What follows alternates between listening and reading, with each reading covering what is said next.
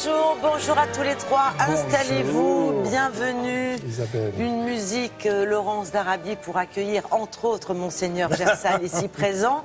Et vous revenez sur une histoire qui est magnifique et pas très drôle.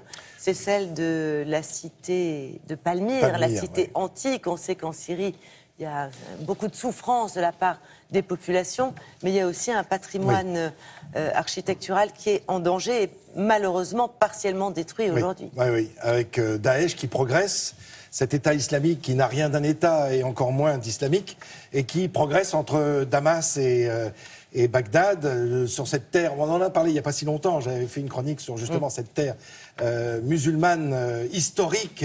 Et ben voilà Palmyre, ça se situe donc très au nord, au nord-est de Damas. On est vraiment en plein cœur du désert. Et c'est sa vraie raison d'être, Palmyre, à l'origine, c'est qu'il y a une oasis, c'est que là, évidemment, on va pouvoir cultiver, on va pouvoir planter, on va pouvoir aussi abreuver les chameaux qui vont pouvoir traverser ce désert et ainsi commercer avec le monde entier, puisque Palmyre devient un véritable...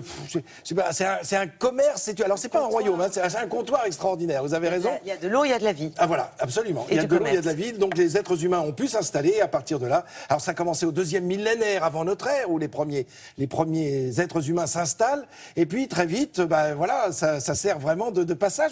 On appelle ça le port du désert, parce que c'est vraiment un lieu emblématique du passage entre l'Extrême-Orient, la Chine et l'Europe, puisqu'il y a des denrées qui viennent d'Europe, qui traversent et qui passent par Palmyre, et puis à l'opposé, ça va jusqu'en Inde, et d'Inde ou de Chine viennent d'autres caravanes. Donc c'est la soie qui se mélange avec les épices et puis les perles les perles d'Arabie. Donc c'est vraiment un trésor. Alors tout cela est né surtout à partir du début de notre ère, avec les Romains qui commencent à s'intéresser à cette cité parce qu'elle est très intéressante pour eux.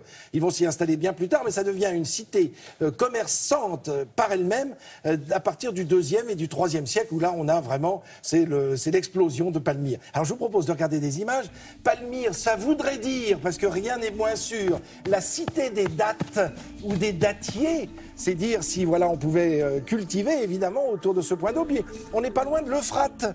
Alors, mine de rien, c'est ce fleuve qui permet aussi de drainer toute la région, qui se marie, en tout cas qui coule perpendiculairement au Tigre, et puis qui se rassemblent pour le Châtel arabe, et qui vont ainsi former un fleuve à eux seuls. Alors, on le voit, cette cité antique, elle est née pratiquement au début de notre ère. Voilà un personnage clé. On voit d'ailleurs la ville derrière, en contrebas, c'est Zénobie, qui se disait reine de Palmyre. Or, je vous rappelle, c'était pas un royaume, mais voilà, Zénobie régnait, elle était la femme du gouverneur mis en place par les Romains. Qui fait assez guerrière d'ailleurs.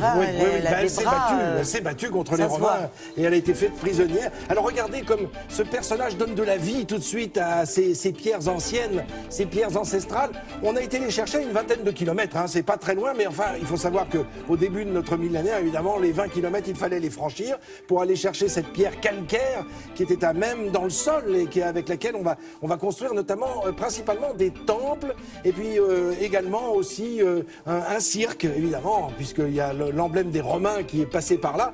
Et on voit les chameaux, évidemment, ils sont représentés, ils sont gravés, ils sont sculptés. Bien gravés d'ailleurs. Mais oui, mais c'est parce que c'est une nécessité. On ne peut pas vivre à Palmyre si on n'a pas... chameau. Absolument, c'est impossible. Chacun son chameau. Chacun son chameau. Alors pour les transports locaux, évidemment, mais aussi pour, je le rappelle encore, ces grandes caravanes. Et en dehors du centre-ville de Palmyre, il y avait des caravansérails, c'est-à-dire là où on venait se garer avec sa caravane, caravansérail, et là il y avait des bâtiments qui étaient tout autour d'une grande cour. On pouvait s'y abreuver, on pouvait manger un petit morceau, se reposer après un long voyage, avant de repartir avec sa caravane vers d'autres espaces. Alors le désert est bien présent, et puis voilà ce drame de cette fumée qui s'élève.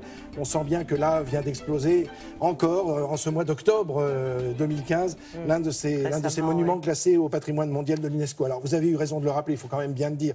D'abord les êtres humains, bien sûr, c'est le drame absolu dans cette région du monde, mais il y a aussi évidemment ce trésor de l'humanité qui est petit à petit détruit. C'est l'obscurantisme qui, encore une fois, vient poser son voile sur l'humanité. Merci beaucoup Frédéric. Et justement, on va voir avec Olivier que certains essaient de lutter comme ils le peuvent pour sauver virtuellement les œuvres détruites par Daesh, Olivia. Oui, je voulais vous parler de ce projet qui a vu le jour cette année après la destruction du musée de Mossoul en Irak. Vous vous en souvenez, c'était par l'armée islamique, c'était fin février. Et après ce massacre artistique, archéologues et historiens du monde entier se sont mobilisés pour retrouver le maximum de documents possibles, des photos, des statues, des frises.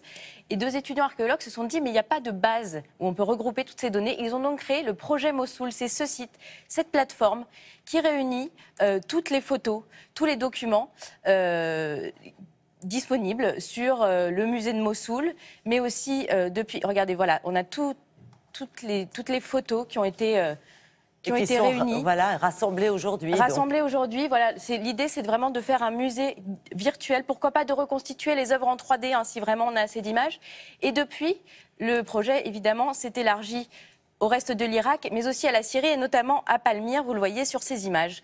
Et vous aussi, vous pouvez participer en tant qu'internaute, hein, si vous avez eu la chance de visiter Palmyre il y a quelques années, n'hésitez pas, fournissez vos photos sur cette base de données. Ça s'appelle du crowdsourcing, c'est du partage de sources, voilà, et c'est une manière de continuer à faire vivre virtuellement certains sites magnifiques. Et c'est une très bonne idée. Oui, hein. oui, parce qu'il y a du trafic de ces œuvres d'art, évidemment, qui sont revendues sous le manteau dans le monde entier. Et ça va peut-être être l'occasion, justement, de repérer ces œuvres qui ont été vendues de façon tout à fait malhonnête à la suite de ces drames de la guerre. D'accord. Merci beaucoup. Bon, écoutez, on va passer, après toutes ces bonnes et moins bonnes nouvelles, à la revue de presse culturelle de Patrice Romden.